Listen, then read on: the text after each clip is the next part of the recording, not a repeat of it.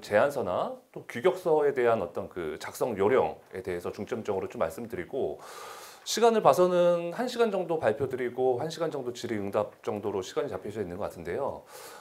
이제 컨설팅은 사실상 컨설팅이라는 개념은 1대1로 좀 정확히 기업에 대해서 역량을 진단드리고 또 떨어졌으면 왜 떨어졌는지 이유를 분석해드리고 같이 이제 좀 의논하는 게 이제 컨설팅이긴 한데요.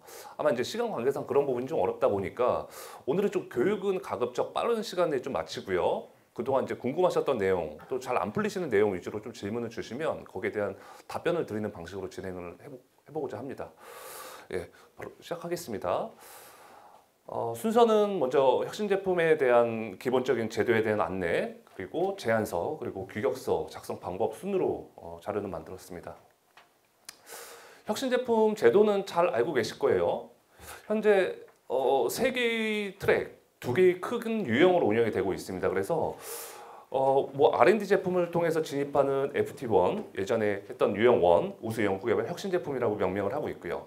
또 한 가지는 R&D는 하지 않았지만 이에 상응하는 인증이나 정책 연계로 인해서 혁신 제품으로 신청하는 유형 2에서의 혁신성, 공공성 인정 제품. 이 2개가 이제 합쳐서 유형 1으로 불리고 있고요. 아마 지금 계신 분들의 대부분 참여하신 두 번째 유형인 혁신 시제품 유형이 있습니다. 그래서 각각 트랙은 개별적으로 운영이 되고 있지만 혁신 제품으로 지정이 되고 나면 결국 동등한 혁신 제품으로서 법적 근거를 가지고 인센티브를 부여받을 수 있는 제도로 보시면 될 것 같습니다. 그래서 현재는 15개 부처 정도에서 같이 운영하는 범부처 사업으로 보시면 될 것 같고요. 혁신 제품을 지정받으시려고 하는 이유는 뭐 대부분 다 대동소이할 겁니다. 대부분 이제 수의 계약을 받으시기 위해서 하시는 분들도 계실 테고, 또 아직 이제 제품의 완성도가 일부 조금 이렇게 낮다 보니까 한번 시범 구매를 통해서 제품 개선을 해보고자 하시는 분도 계실 테고, 그래서 가장 큰 메리트는 수의 계약과 조달청 시범 구매 사업에 참여할 수 있다는 인센티브가 가장 큰 제도의 특징으로 보실 수 있고요. 뭐 그 위에는 수요 기간을 대상으로 뭔가 좀 그 이점을 드리기 위해서 구매 면책이나 또 의무 구매 비율을 또 가지고 제도에 대한 인센티브를 부여해 드리고 있습니다. 그래서 혁신 시제품은 뭐 부처마다 그러니까 15개 부처에서 운영을 하고 있지만 개별적으로 운영하다 보니까 전체적인 프로세서가 일부 좀 상이하긴 합니다. 그렇지만 뭐 대부분 뭐 지정 제도는 똑같죠. 신청하시고 평가하시고 지정되시는 순서대로 운영이 되고 있어요.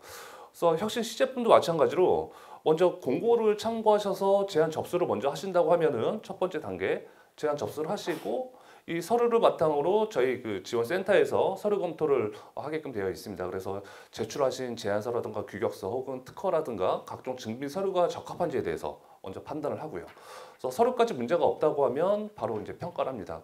그래서 평가는 공공성과 혁신성이라는 크게 2개의 꼭지 중심으로 평가를 하고 있어요. 잘 아시겠죠?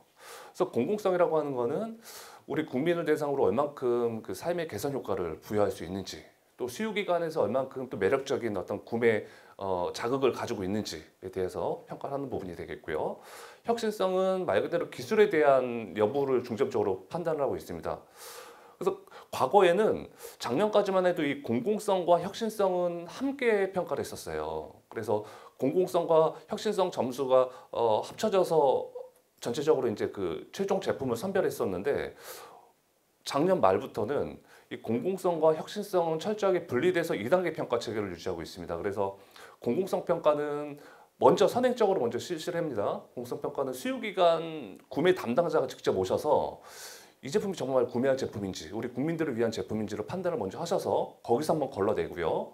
거기서 통과된 제품이 기술을 심사할 수 있는 혁신성 평가로 넘어가는 구조로 되어 있습니다. 그래서 공공성 평가 합격률 또 혁신성 평가 합격률을 보면은 뭐 매번 좀 틀리긴 해요. 그렇지만 통상적으로 보면 공공성 평가에서 약간 좀 절반 미만으로 해서 합격이 되고 있고요. 또 공공성에서 그 절반 밑에서 합격한 거에서 혁신성에서 또 절반 약간 밑으로 해서 최종적으로는 20% 위아래로 약간씩 이제 편차가 있는 것 같습니다. 지금까지 통계는.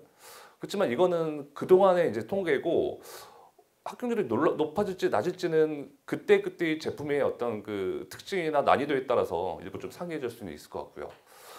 어쨌든 이 두 개의 그 분리된 평가를 통과하시게 되면 일부 이제 저희 규격서라든가 특허 적용 보고서 등과 같은 추가적인 서류를 제출하시고 현장 실태 조사 한번 받고 나시면 바로 이제 지정 심의 대상으로 상정이 됩니다. 그래서 기재부의 심의를 통과하시게 되면 최종적으로 지정이 되시는 거고요.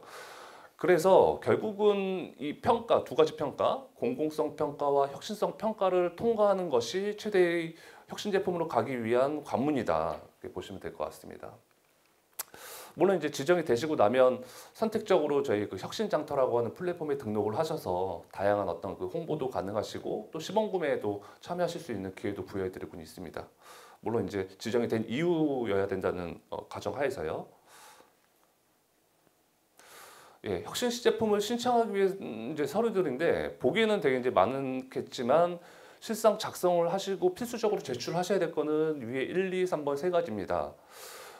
그 중에서 이제 첫 번째는 이제 특허나 어떤 NEP, NET에 대한 기술적인 자료이기 때문에 있는 자료 그대로 내시면 되는데 문제는 두 번째, 세 번째죠. 제안서와 규격서. 이 두 가지 서류만 제출하면 돼요. 작성하셔서 할 것들은. 나머지는 뭐 필요에 따라서 선택적으로 해당 증빙서를 제출하시면 되는 건데 제안서와 규격서는 필수적으로 작성을 하셔서 제출하셔야 된다는 점 됐고요. 예, 그래서 이제 평가는 공공성 평가와 혁신성 평가 두 단계로 이루어지고 있는데 공공성 평가는 다시 이제 그 세부적인 지표를 보면은 크게 두 가지의 영역입니다. 공공 적합성, 그다음에 개발 완성 수준. 세부적으로 보면 7개의 꼭지가 있어요. 그래서 이제 하나하나씩은 뒤에 제안서에 대한 설명으로 좀 말씀드리겠는데 이 공공성은 뭐 전체적인 맥락에서 보면은 정말 규제나 안전으로부터 조금 더 이렇게 보호를 받고 또 우리 국민이나 수요기관으로부터 관심 있는 제품인지 여부를 중점적으로 봅니다. 그래서 철저하게 기술에 대한 관점에서는 좀 벗어난 평가예요. 실제 그 심사에 참여하시는 위원님들도 대부분 수요기관 담당자들 이렇게 오십니다. 수요기관이라고 하는 거는 정부일 수도 있고 지자체일 수도 있고 공공기관 모두 이제 포함된 담당자가 오셔서 평가를 하시는 거죠. 그래서 7개의 그 세부 항목이 있는데 심사위원분들께서 각각 항목마다 이제 적합 내지 부적합을 채점하게끔 돼 있어요. 그래서 항목별로 모든 심사위원들 중에서 3분의 2 이상이 적합을 하셔야지만 그 항목이 적합이 됩니다. 그래서 모든 항목이 다 적합이 나와야 돼요. 어떤 거 하나 적합이 나오지 않으면은 부적합, 공공성 평가에서 탈락이 되십니다. 혹시 공공성 평가에서 탈락하신 기업들 좀 많이 계신가요? 아, 그렇죠. 공공성 평가는 서면으로 하고 있어요. 서면으로 하다 보니까 아무래도 이제 직접 발표를 못한 또 아쉬움도 많이 있으실 거예요. 그만큼 제안서를 좀 더 심도 있게 좀 작성을 해주셔야 되는 부분이기도 하고요. 혁신성 평가회 같은 경우에는 또 뭐 3개의 큰 영역과 6개의 세부 지표로 구성이 되어 있는데 적부 판단이 아닙니다. 이제 합쳐서 70점 이상이 평균 70점 이상으로 점수를 부여받으시면은 합격합니다. 물론 이제 최고점과 최저점을 제외한 산술 평균이고요. 그래서 이것도 뒤에서 다시 한번 말씀드리겠습니다. 그래서 제도에 대한 내용은 뭐 이 정도에서 뭐 익히 잘 알고 계실 테니까 여기서 마치겠고 제안서 작성 방법부터 말씀드리겠습니다. 원래 이제 오늘 교육을 좀 사전에 저희 조달청하고 얘기를 할 때는 이제 사례 중심 또 어떻게 하면 이게 왜 떨어졌는지 뭐 이런 중심으로 좀 말씀을 해달라고 요청을 받았는데 이제 그러기 위해서는 사실상 이제 탈락한 기업들의 제안서를 펴놓고 뭐 이렇게 하나하나씩 이제 이런 부분이 잘못됐습니다라고 말씀드리기는 좋은데 이제 이런 어떤 그 특정 기업에 대한 정보를 빼내기가 사실상 어려운 부분이 있었습니다. 좀 그런 부분도 있었고 또 기업마다 그 탈락되는 이유가 굉장히 그 다양해요. 정말 기술이 안 좋아서 탈락하는 경우도 있고 또 제안서에 대한 작성이 일부 좀 미흡해서 떨어지는 경우도 있습니다. 그래서 워낙 많은 케이스가 있어서 사례 중심으로 좀 설명드리기는 조금 좀 어려운 부분이 있어서 통상적으로 어떻게 이제 작성하는지에 대한 방법을 좀 말씀드리고 질문을 하시는 때 좀 그런 어떤 그 개별적인 어떤 그 어려움을 좀 말씀해 주시면 좋을 것 같습니다. 네, 제안서에 대해서 좀 간략히 말씀드리면 쉽게 이제 공공성과 혁신성 평가를 받는다고 말씀드렸잖아요. 그거에 대한 어떤 그 기업에 대한 프레젠테이션 자료라고 보시면 될 것 같아요. PT를 하시는 자료. 특히 이제 제안서의 구성은 앞서 말씀드린 공공성 평가 7개 지표, 혁신성 평가 6개 지표하고 똑같이 작성이 되어 양식이 포맷이 구성이 되어 있습니다. 그래서 위원들은 그 제안서 심사표하고 제안서에 대한 일치를 봐가면서 하나씩 하나씩 이렇게 채점을 하고 계세요. 그렇기 때문에 각 항목별로 예를 들면은 아까 말씀드렸던 이런 어떤 그 심사에 대한 평가 기준 요것을 항상 그 머릿속에 생각을 하시면서 제안서의 그 각각의 꼭지의 장표를 하나하나씩 작성하시는 게 무엇보다 중요합니다. 제안서의 작성에 가장 중요한 거는 뭐 명료성, 사실성, 관계성 뭐 이런 뭐 사전적인 말씀으로 들을 수 있겠는데 가장 중요한 거는 정말 그 간결하게 중요한 내용만 깔끔하게 적는 게 무엇보다 중요합니다. 이제 발표 시간이 10분이잖아요. 10분 동안 위원님들이 그 제품에 대해서 모든 내용을 판단하기는 굉장히 어려울 거예요. 특히 서술형으로 정말 길게 쓰시는 분들도 계세요. 이런 분들은 그 짧은 시간에 어떻게 이거를 다 읽어볼까요? 10분 동안. 그래서 정말 그 두 가지죠. 정말 중요한 내용 위에 해놓고서 밑에는 그 약간 부수적인 내용을 할 수 있게끔 이렇게 이제 큰 내용 하이라이트 중심으로 표현하는 게 무엇보다 중요합니다. 명료성이 중요하고 또 사실성. 우리 제품 좋다 매번 뭐 반복해서 얘기해서 듣는 사람 없습니다. 객관적인 자료가 항상 따라야 돼요. 그래서 구체적인 수치화된 정량적인 데이터는 필수적으로 들어가야 되는 거고요. 간결해야 되고요. 그래서 이런 내용들이 일반적인 그 혁신 제품 제안서 작성할 때 참고하실 내용들이고, 그래서 이게 이제 제안서가 좀 복잡합니다. 이 혁신조달 제도라는 게 사실 국내에서 우리나라가 21년도부터 운영하기 시작했어요. 그렇지만 이거를 우리나라에서 뭐 원천적으로 개발한 제도는 아닙니다. 저희가 이 혁신조달 제도를 도입할 때는 여러 가지 이제 또 해외에 대한 이제 우수 사례를 반영을 해서 거기에 맞춰서 벤치마킹해서 우리의 한국형 제도로 이제 도입을 한 게 혁신조달 제도인데 뭐 스웨덴이나 영국, 캐나다 등등에서 이런 유사한 제도를 많이 운영을 해왔습니다. 선진국에서도. 그 중에서도 캐나다의 BCIP라고 하는 혁신 조달 제도라는 유사한 제도가 있었어요. 그 제도를 한국형으로 이제 벤치마킹해서 도입하는 과정에서 거기에 있는 제안서까지도 이제 일부 좀 벤치마킹을 했습니다. 그래서 이 양식이 대부분 이제 캐나다에서 쓰던 양식이 많이 일부 좀 활용이 됐었어요. 그래서 이제 앞으로는 좀 한국형으로 우리의 주로 이제 활용하시는 R&D 제안서나 기타 사업 제안서에 맞춰서 이제 양식을 조금 포맷을 계산해 나가야 되는 필요성은 분명히 있고요. 그렇지만 아직까지는 이제 캐나다 양식에서 이제 많이 벤치마킹 됐기 때문에 분명히 이제 어려운 점은 있습니다. 어려운 점은 있지만 오늘 한 명 좀 설명을 들어보시고 좀 참고적으로 작성을 하시면 또 중복되는 내용이 많다 보니까 좀 정말 그 강조하셔야 될 부분 중심으로 좀 말씀 한번 드려볼게요. 제안서는 크게 이제 4개의 항목으로 구성되어 있습니다. 신청자 현황과 제품 정보, 그다음에 공공성 평가, 혁신성 평가 이렇게 이제 4개의 영역으로 큰 꼭지로 구성이 되어 있고 첫 번째 이제 그 신청자 현황부터 한번 볼게요. 신청자 현황은 이렇게 이제 한 페이지로 구성이 되어 있죠. 여기서는 뭐 크게 어려운 건 없습니다. 뭐 제품 신청 기업에 대한 간단한 정보, 그 다음에 조직이라든가 매출 규모, 사업 담당자 뭐 이 정도 적으면 되는데 여기서 이제 가장 중요한 것은 여기서는 뭐 특별하게 중요한 건 없습니다. 뭐 단순히 이제 여기서 좀 중요한 거는 최초에 그 혁신 제품 신청하실 때 온라인으로 아마 신청하실 겁니다. 온라인으로 신청하시는 정보와 여기 제안서 신청자 현황에 나와 있는 정보가 반드시 일치해야 된다는 점, 그 점만 조금 주의하시고 뭐 여기는 사실과 상관없이 작성을 해주시면 될 것 같고요. 두 번째는 이제 제품 정보예요. 이 제품 정보가 저는 제안서에서는 가장 중요한 이제 그 항목이라고 생각이 됩니다. 이게 이제 통상 10페이지 정도로 작성을 해요. 이 제품 정보 안에는 제품에 대한 요약, 그다음에 주요 성능, 혹은 기술 혁신성, 시장성 이렇게 4개의 또 소분류로 이루어져 있는데 공공성을 통과하신 이후에 혁신성 평가하실 때는 이 부분을 가지고 발표하십니다. 여기 이제 통상 10페이지로 작성을 하게끔 제안을 드리고 있어요. 그래서 이 안에는 이 제품에 있는 모든 정보가 추격적으로 들어가는 부분입니다. 발표 또한 이 부분으로 하고요. 별도의 PPT를 만들지 않습니다. 이 제안서를 가지고 발표하시는데 제안서의 전체 볼륨을 저희가 50페이지 정도로 제안을 하고 있잖아요. 근데 이 제품 정보를 이제 10페이지 정도로 작성하게끔 하는데 50페이지로 10분 동안 발표하시기 힘드실 거예요. 그래서 위원들한테 발표하실 때는 이 제품 정보, 이 부분 10페이지로 발표를 하게끔 하니까 이 부분을 정말 작성을 잘 해주셔야 돼요. 그럼 제품 정보 안에는 다시 이제 그 제품 요약, 부분부터 제품 기본적인 정보부터 들어가 있는데 여기서 이제 가장 중요한 부분은 신청 분야입니다. 신청 분야는 크게 이제 조달청에서 아젠다를 제시를 하잖아요. 예를 들면 이제 국민생활 분야 혹은 뭐 혁신성장 아니면 정책연계 이런 분야로 또 해주고 그 밑에는 또 여러 가지 또 뭐 혁신성장 분야 안에는 드론, 스마트시티 등등해서 여러 가지 분야가 있는데 이게 그 분야에 맞게끔 저희가 그 심사위원들 섭외를 하고 있고요.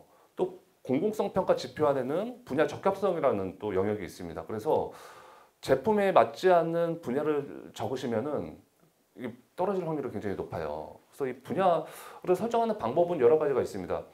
제품 아이템 위주의 분야를 설정할 수도 있고 기술 중심으로 설명할 수도 있어요. 혹은 활용 용도에 따라서 설정할 수도 있어요. 예를 들면요, 그 뭐 독거노인, 뭐 취약계층 있지 않습니까? 독거노인이나 뭐 장애인 이런 장애인들을 돌봐주는 로봇이 있다고 가정할게요.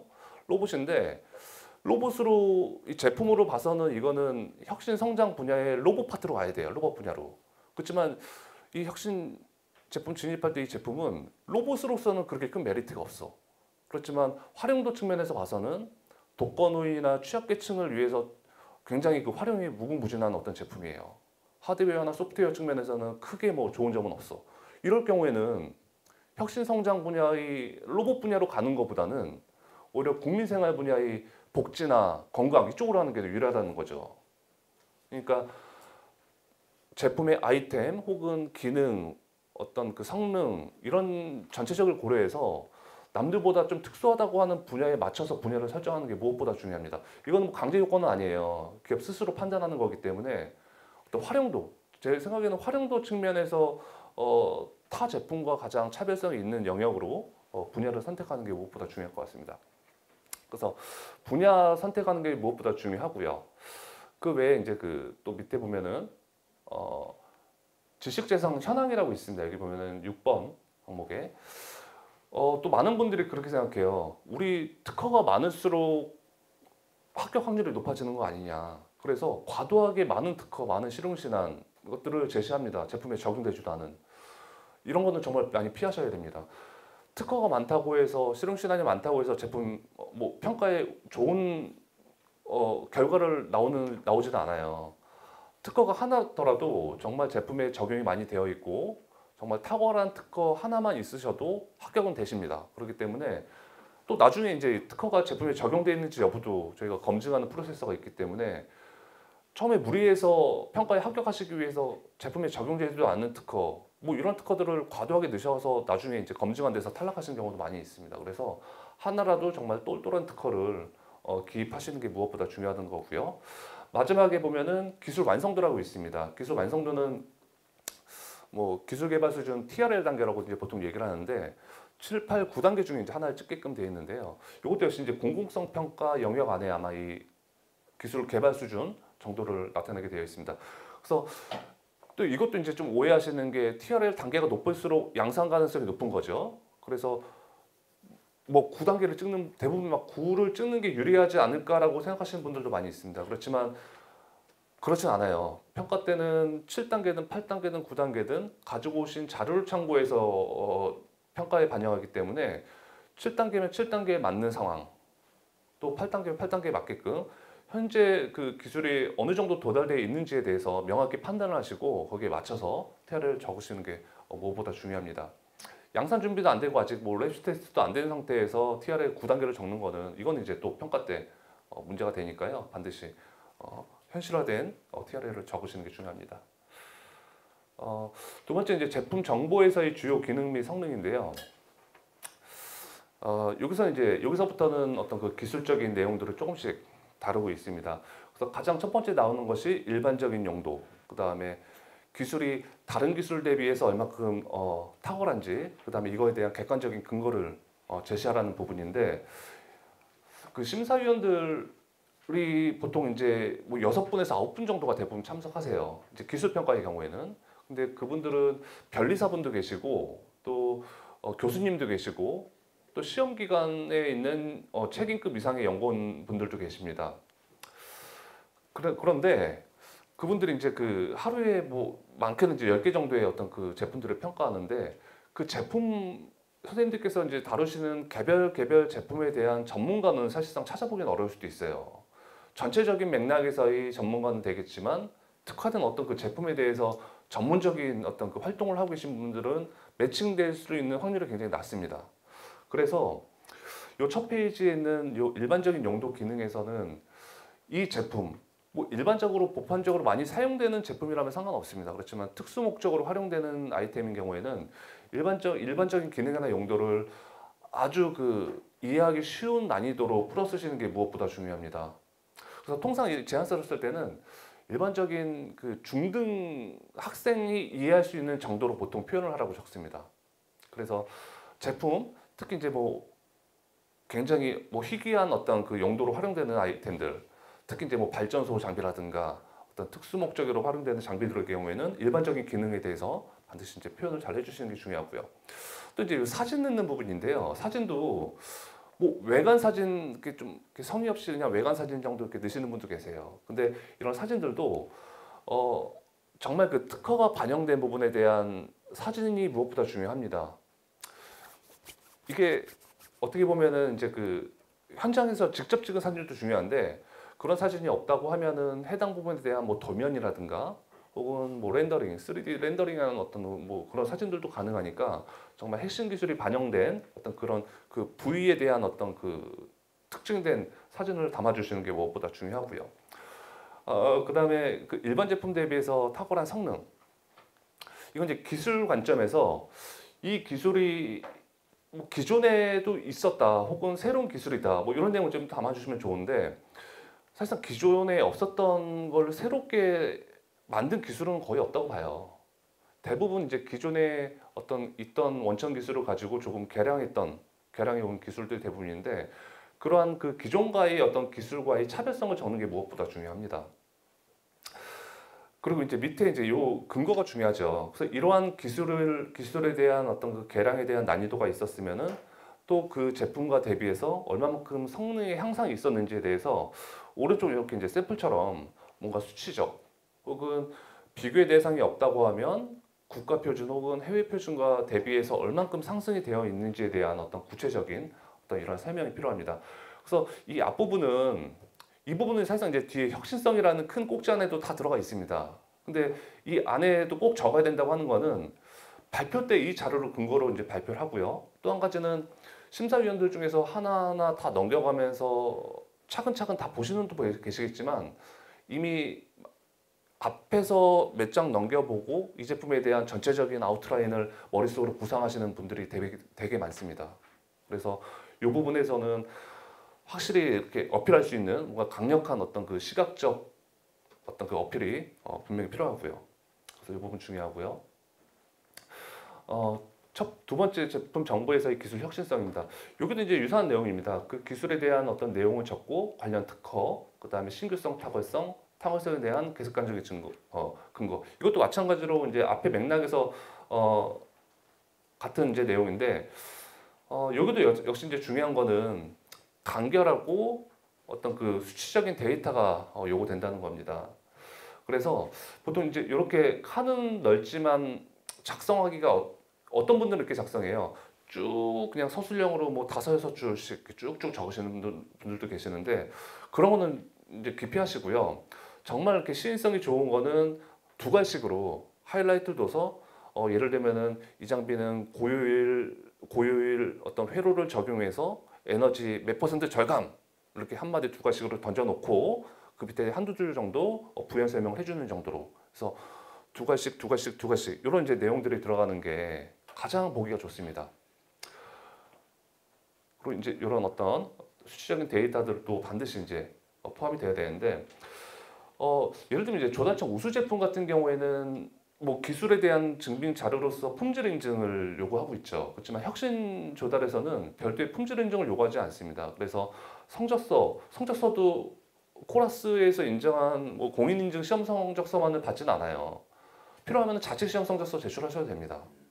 어쨌든 수치가 나와줘야 되고 기존 제품과 비교가 된다는 점은 중요한 사항이니까 성적서가 없어서 고민하시는 분들은 자체 성적서라도 만드셔서 일단 드셔야 됩니다. 예. 그리고 이제 시장성에 대한 내용입니다. 시장성은 이제 시장 규모와 파급성. 그래서 시장성에 대해서 이제 이것도 이제 뒷부분에 상세하게 이제 혁신성이라는 부분에 시장성이 다시 한번 좀 나오게 되는데, 시장성에 대해서는 최근에 이제 그 벤처 캐피탈에서 기업에 투자를 유치하시는 분들과 좀 몇 번 미팅을 했는데, 그분들이 바라보는 투자에 대한 그 시장은 대부분 이제 적으실 때 미래에 뭐 올해는 몇 억 불, 뭐 내년에는 몇 억, 그래서 뭐 2030년도에는 얼마, 뭐 이런 식으로 이제 시장 작성을 막 하세요.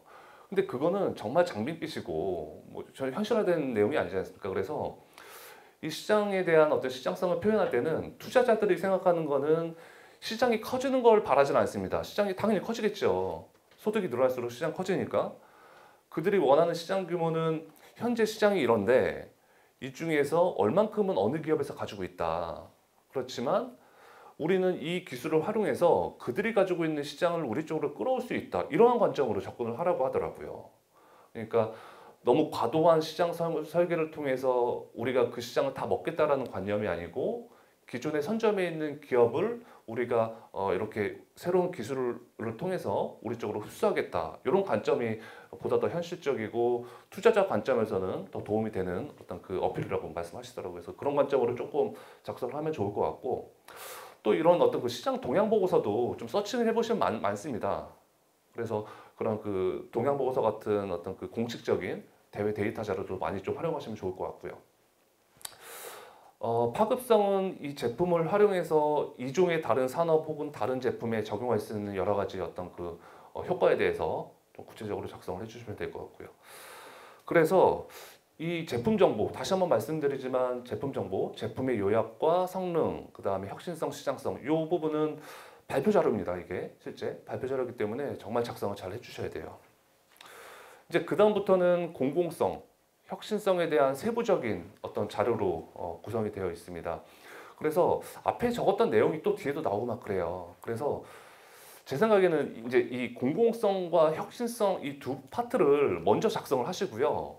이 두 개에 대해서 정말 그 핵심적인 어떤 내용을 요약해서 이 제품 정보에서 담으시는 것도 하나의 방법입니다. 이 뒷부분은 볼륨감 있게 작성을 하셔야 되니까요. 그래서 심사위원들도 먼저 발표하시는 이 제품 정보에 대한 내용을 보시고 필요하시면 이제 뒤에 넘겨가시면서 이런 어떤 그 핵심적인 공공성이나 혁신성 영역에 대해 세부적인 내용을 보시는 형식으로 평가하고 계세요. 네. 그런데 뭐 설명을 한번 드리겠습니다. 공공성은 또 다시 이제 뭐 7개의 항목으로 구성되어 있는데, 분야 적합성. 분야 적합성은 이제 아까도 말씀드렸잖아요. 분야는 크게 이제 3개 분야, 혁신성장, 국민생활, 그다음에 정책연계 3개. 또 세부적으로 많이 있습니다. 꼭 거기서 가장 좋은 어떤 활용 분야 혹은 기술 분야, 특화된 분야에 대해서 맞는 분야를 선택하시라는 겁니다. 또 그래야지 거기에 맞는 전문가도 평가위원으로 참석을 하니까요. 무엇보다 중요합니다. 의외로 분야 적합성에서 떨어지시는, 공공성 평가에서 떨어지시는 분들이 되게 많아요. 이거 참고하시고요. 두 번째는 이제 그 공공 현안 해결 및 대국민 서비스 향상 부분인데, 혁신 제품은 이제 수요기관에서 보통 구매를 하잖아요. 수요기관에서 구매해서 잘 생각을 해보셔야 되는 게, 이제 수요자라고 하면은 크게 이제 두 가지로 볼 수 있을 것 같아요. 기관이 될 수도 있고 국민이 될 수도 있습니다. 그래서 기관이라고 하면은 예를 들면 이제 우리 제품 같은 경우는 발전 장비, 뭐 발전소에 대한 어떤 그 냉각기라고 할게요. 냉각기를 이 혁신 제품으로 지정하려고 하면 국민 입장에서 써야 될까요? 아니면은 기관 입장에서 써야 될까요? 이거는 이제 국민 입장 쓰면 안 되고 기관 입장 써야겠죠. 기관에서 발전 효율을 상승을 시키고 그들의 오퍼레이팅 어떤 그 능력을 향상시키기 위한 어떤 목적으로 활용이 되니까. 그래서 타겟팅, 그러니까 마켓에서의 그 최종 컨슈머가 국민인지 기관인지를 좀 판단하셔서 그들에게 어떤 그 이점을 있는지, 어떤 이점이 있는지에 대해서 분명하게 좀 어필하실 필요가 있습니다. 또 공공구매의 필요성. 이 부분도 역시 이제 뭐 여러 가지 요건들이 있겠죠. 이 제품을 왜 공공구매를 해야 되는지, 이 공공구매를 하지 않으면 어떤 적으로 재무적으로나 혹은 사회적으로나 경제적으로나 어떠한 어떤 그 부족한 점이 있는지에 대해서 어필해 주시면 되고, 또 수요기관의 구매 적합성. 이건 뭐 경제적인 효과도 이 부분에 좀 다소 들어가면 좋을 것 같아요. 그래서 기술적으로도 우월하고 또 경제적으로 효과적인 제품이다. 뭐 이런 부분을 어필해 주는 부분. 그래서 공공성은 뭐 길게 장황하게 쓰실 필요는 없습니다. 현실적으로 우리 공공 또 국민이나 기관을 위해서 어떤 혜택이 있는지, 그다음에 수요자 관점에서는 이 제품을 구매하면 어떤 효과가 있는지에 대해서 간단 명료하게 작성을 해주시면 됩니다. 그래서 여기서는 이제 기술보다는 평범한 구매 관점에서 좀 작성을 해주시는 게 좋아요. 왜냐하면 기술 전문가가 이 공공성 평가에는 참여를 안 하시니까요. 그 밖에도 이제 기술 개발 수준, 아까 말씀대로 드린 대로 TRL 7단계에서 9단계까지 현실화된 어떤 그 단계로 작성을 해주시는 게 무엇보다 중요하고요. 그다음에 이제 안전성과 규제인데 이 혁신 제품이라고 해서 정말 그 없던 제품이라고는 하지만 시장에 나가는 조달 구매 정책 제도 중에 하나입니다. 그래서 무엇보다 우리 국민과 밀접하게 활용이 될 수 있으니까 정말 안전한 제품을 추구해야 돼요. 그래서 이런 법적 의무 인증이라든가 혹은 법에서 규정하고 있는 다양한 어떤 그 규제들에 대해서는 반드시 만족을 하셔야 돼요. 그렇지만 만족이 안 된다고 해서 신청을 못 하시는 건 또 아닙니다. 중요한 거는 우리 제품이 현재 법에서 어떠한 그 규제들이 존재하고 있는지를 먼저 어필을 해주셔야 돼요. 예를 들면 우리 제품이 모니터예요. 모니터면 당연히 전자파 인증을 받으셔야 되고 전기용품 안전 인증을 받으셔야 돼요. 그래서 이런 인증들이 있다. 그래서 우리는 뭐 인증을 받았다고 하면은 전자파 인증 받았고 받았다. 뭐 이렇게 이제 해결하면 되는 거고, 우리 아직 받지 못했어. 그렇지만 우리는 앞으로 이렇게 타임 스케줄에 의해서 이렇게 이제 인증을 받겠다라고 하시면 됩니다. 근데 뭐 이런 제품도 있어요. 요즘에 이제 뭐 자율주행차 같은 경우에는 뭐 일정한 허가받은 도로에서만 달려야 되는데 뭐 숲속을 청소해주는 자율주행차 이런 것도 있습니다. 근데 숲속에 들어갈 수 있는 거는 지금 법제화가 돼 있지 않아요. 그래서 우리는 이 규제를 풀기 위해서 규제 샌드박스를 활용하겠다. 뭐 이런 방법도 좋습니다. 그래서 현재 직면에 있는 어떤 그 규제적인 현안 이런 부분들을 명확히 분석하셔서 이거에 대해서 우리가 했던 거 혹은 앞으로 해야 될 일에 대해서 정확히 언급을 해주시는 게 무엇보다 중요합니다. 그래서 여기까지가 이제 공공성 평가입니다.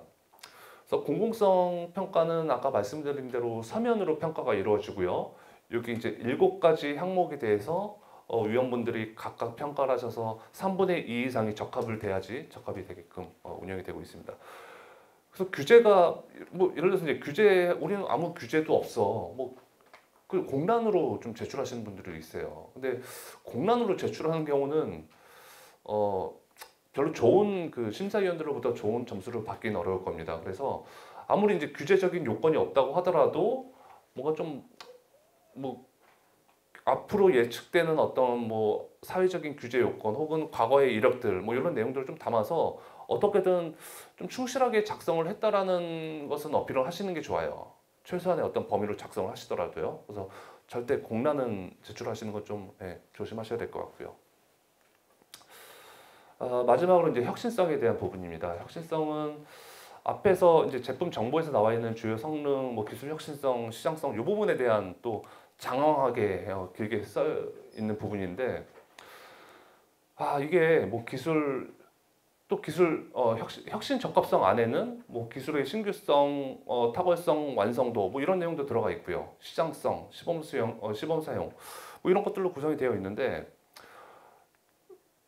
뭐 내용은 다 비슷합니다. 이게 내용 비슷해서 참고적으로 이제 우측에 있는 어떤 작성 방법을 참고하셔서 작성을 하면 좋은데, 계속 이제 반복해서 말씀드리지만 가장 중요한 거는 한눈에 봤을 때 들어올 수 있는 2관식으로 좀 작성을 해주시고, 좋다라기보다는 어떤 그 테이블을 통한 데이터를 증빙할 수 있는 어떤 그 체계화된 문서 작성이 무엇보다 중요하고요. 그리고 각 항목별 보면은 좀 중복되는 내용도 있어요. 중복되는 내용은 뭐 같은 내용 넣어도 상관없습니다. 상관없기 때문에 그런 부분은 좀 무시하면 될 것 같고요. 그래서 혁신 적합성은 앞에 이제 그 위에 제품 정보에 있었던 내용들 중심으로 좀 이렇게 길게 펼치는 형식으로 작성을 해주시면 좋을 것 같아요. 그래서 시장성도 마찬가지로 아까 말씀드린 바와 같이 현재 시장에서 파일을 키울 수 있는 어떤 그 능력들 이런 부분 중심으로 작성을 해주시면 될 것 같고요. 마지막으로 이제 시범 사용. 시범 사용은 조금 이렇게 생소할 수도 있는데, 이 혁신조달 제도의 도입 목적 자체가 기존에 없던 제품들 즉 새로운 고가치의 제품들을 국가 차원에서 직접 구매해서 실증을 한 다음에 이거를 이제 시장으로 유입시키자라고 하는 게 이제 본래 취지였어요. 그래서 캐나다 같은 경우에는 무조건 그 혁신으로 제품을 선별하면은 시범 구매 시킵니다. 그렇지만 한국형은 전체적으로 다 시범 구매 연계하진 않아요.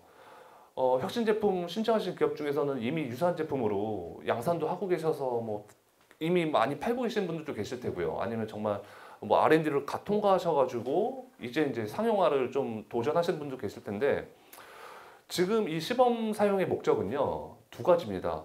첫 번째는 정말 우리 제품이 너무 혁신적이고 기존에 없던 제품이다 보니까 시장에서 한번 써주는 사람이 없는 거예요. 너무 이 어떤 여러 가지 어떤 리스크에 대한 두려움 때문에.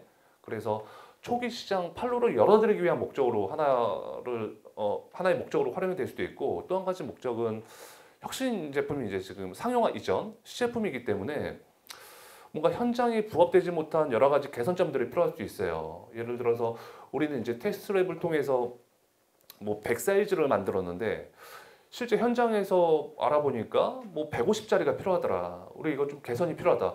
현장 실증 한번 돌려봐야 된다. 이렇게 이제 제품을 계속한 어떤 그 디벨롭을 위해서 또 이런 시범 구매, 테스트가 목적이 필요하다. 뭐 이런 관점에서 접근할 수 있고요. 그래서 이 두 가지 목적으로 시범 구매가 이루어지고 있는데 캐나다는 어쨌든 이 혁신으로 뽑힌 제품들은 전부 다 시범 구매 연계가 됩니다.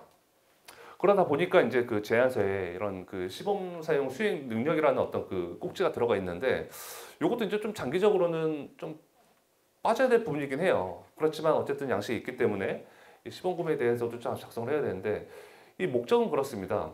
제품에 대한 개선, 시범 구매를 통해서 현장에서 요구되는 다양한 의견 수렴 후 피드백을 받아서 뭔가 좀 계속된 디벨롭 이런 관점으로 작성을 해주시면 돼요. 그래서 여기서 좀 뭐 중요한 거는 뒷부분에 이제 보면은 이제 2번 항목 시범 사용 추진 이유, 우리가 왜 시범 사용을 하는지, 우리가 아무도 시장에서 우리 제품을 써주지 않으니까 혹은 현장 조건에 맞게끔 제품을 더 보완하고 개선하기 위해서 뭐 이런 관점을 적는다거나 이런 거 한번 적어주시면 되고요. 또 한 가지는 이제 여기에 보시면은 품질 기준 혹은 성과 목표를 적는 게 있습니다. 여기 이 기준을 적을 때는 두 가지가 있는데 규격서의 품질 기준과 또 그 시범 사용 성과 목표가 있어요. 그래서 규격서의 품질 기준은 뒤에서 이제 설명을 할 건데 제품 규격서에 넣는 품질 기준을 얘기합니다. 그래서 이 규격서의 품질 기준은 통상적으로 국가 표준, KS라든가 단체 표준 혹은 해외 표준이 있는 경우에는 그 표준과 동등 이상의 수치로만 나와주면 되는 거고, 이 성과 목표라고 하는 거는 이 규격서의 품질 기준 이상으로 혹은 우리 뭔가 특허 기술이 있다면 특허 기술을 반영해서 성과를 한번 측정해보고 싶은 시범 구매를 통해서 이 정도는 한번 도전해보고 싶다라고 하는 어떤 그 목표치가 되기 때문에 이건 좀 구분해서 작성을 해주셔야 되는데요. 무엇보다 중요한 거는 이 규격서의 품질 기준이 여기 한번 픽스가 되면은 나중에 이제 규격서 작성을 해서 승인을 받을 때 바꾸시기가 되게 힘들어요. 그렇기 때문에 제일 중요한 거는 이 규격서 품질 기준, 요거는 정말 지속해서 납품 관리가 가능한 범위로 적어주시되 KS나 관련된 표준 이상으로는 맞춰주셔야 된다는 점, 요거 좀 중요하고요. 뭐 여기까지 이제 제안서 작성 방법인데 말씀드리는 건 쉬운데 작성하시려면 또 쉽지가 않을 거예요. 그래서 여기 오른쪽에 적어놓으신 내용 하나하나 좀 이렇게 봐주시고요. 이 내용 참고해서 작성을 해주시고 그리고 아까 좀 설명 중에 하나 좀 빠졌던 게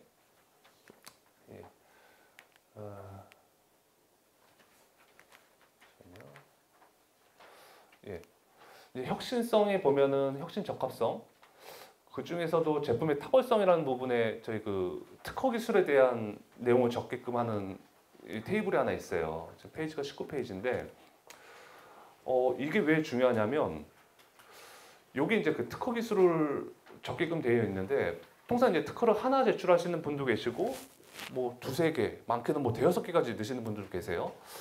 어쨌든 특허를 넣으시고 여기 보면은 핵심 기술이냐 부가 기능이냐라는 부분을 체크하는 곳이 있습니다. 여기다가 이제 특허가 하나면은 반드시 핵심 기술로 체크를 하셔야 돼요. 그렇지만 하나 이상, 두 개 이상이 되면은 필수적으로 하나는 핵심으로 하시고 나머지는 부가를 하시든 핵심으로 하시든 크게 상관할 바는 없습니다. 한 개 이상은 반드시 이제 핵심 기술로 하셔야 되고요. 그래서 대부분은 이제 평가하실 때는 이 핵심 기술 위주로 평가를 받게끔 되어 있습니다. 근데 핵심으로 체크하는 순간 나중에 저희 그 특허 적용 여부 확인 보고서를 발급받으셔야 돼요. 평가에서 통과되시면. 이거는 조달청에서 하는 건 아니고 특허청 산하 전문 기관에서 받게끔 하고 있습니다. 근데 핵심 기술로 하는 순간 이거는 무조건 특허 적용 보고서상에 적용이 되었다는 결과가 나와야 돼요. 부가로 체크하시면 사실상 큰 문제는 없습니다. 적용이 안 돼도 상관없는데 이 핵심 기술로 체크하는 순간 평가에는 반영이 돼요. 평가받아서 좋은 결과는 받을 수 있지만 나중에 이제 이거에 대한 실제 제품이 적용되는지 여부를 확인해야 되니까 적용이 안 됐다고 하시면은 혹은 일부만 적용되셨다고 하면은 반드시 이제 부가로 빼시는 게 좋습니다. 그래서 이것 때문에 나중에 특허 적용 공고서를 발급 못 받으셔서 지정이 안 되는 사례도 굉장히 많아요. 그래서 이거는 꼭 유념해 주시고요. 그래서 제안서는 여기까지 좀 설명을 드리고요. 시간이 많이 지나서 다음은 이제 두 번째 서류인 규격서입니다. 규격서는 조달하시는 분들은 많이 활용을 하실 거예요. 뭐 제품 사양서, 뭐 시방서 정도의 문서죠. 그래서 수요기관에서는 이 규격서를 가지고 대부분 이제 제품에 대한 정보를 판단을 하고 또 기업 입장에서는 이 규격서를 가지고 또 다양한 마케팅으로도 활용이 가능하시죠. 그래서 규격서는 크게 9개의 장으로 구성이 되어 있어요. 제품의 개요부터 적용 자료까지 구성되어 있는데 규격서도 저희 그 공공성이나 혁신성 평가를 하실 때 참고하실 수도 있도록 자료도 같이 이제 제출해드리고 있어요, 위원들께.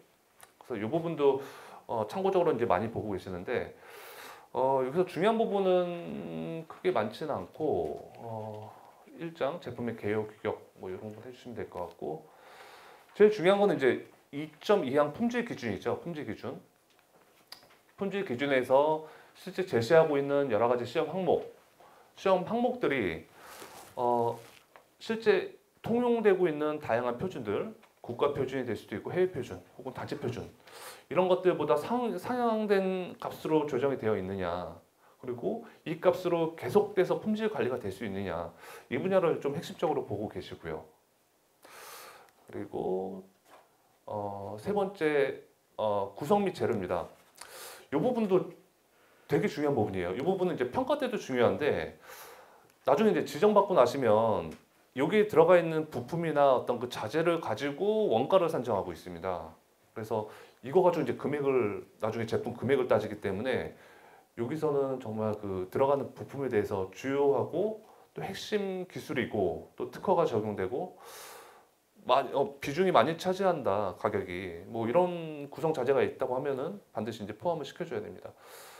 그래서 조달 우수 제품 같은 경우에는 지금 뭐 국내 부품을 뭐 50% 이상 사용하게끔 그렇게 이제 강제하고 있는데 아직까지 혁신에서는 그런 어떤 그 해외 원산지에 대한 규정은 따로 없습니다. 그래서 원산지는 자유롭게 작성을 해주셔도 됩니다. 그 외에 뭐 중요한 거는 따로 없고요. 그리고 이제 제조 가공 부분인데 여기는 이제 이 제품을 제조하는 어떤 그 전체적인 공정을 나타내주는 장인데요. 나중에 혁신 제품으로 지정이 되시면 제품의 이제 특성에 따라서 제품을 공장에서 만드셔서 현장에서 납품 뭐 하차도든 상차도든 내리는 경우도 있고요. 혹은 현장에 인프라 설치해서 직접 설치까지 해줘야 되는 경우도 있습니다. 그래서 뭐 하차도냐, 혹은 현장 설치도냐, 뭐 이런 것들도 있거든요. 예를 들면 이제 뭐 아스팔트 콘크리트 같은 경우는 공장에서 자갈하고 뭐 여러 가지 섞어서 차에서 이렇게 혼합을 시킨 다음에 현장에서 바로 이제 직접 시공을 하지 않습니까? 모든 것들이 포함되어 있어요. 그래서 여기서는 직접 공장 제조에서까지만 하고 하차도까지만 가신다고 하면 제조만 적어주시면 맞는데 현장에서 직접 설치까지 하셔야 되는 것들, 예를 들면 뭐 페인트, 아스콘, 뭐 도료, 뭐 이런 것들 있지 않습니까? 이런 거는 현장에 대한 어떤 그 설치 조건도 다 적어주시는 게 좋습니다. 그래야지 나중에 이제 현장 설치도로서 혁신 제품 납품하시는데 문제가 없으시고요. 그런 부분이 있고요.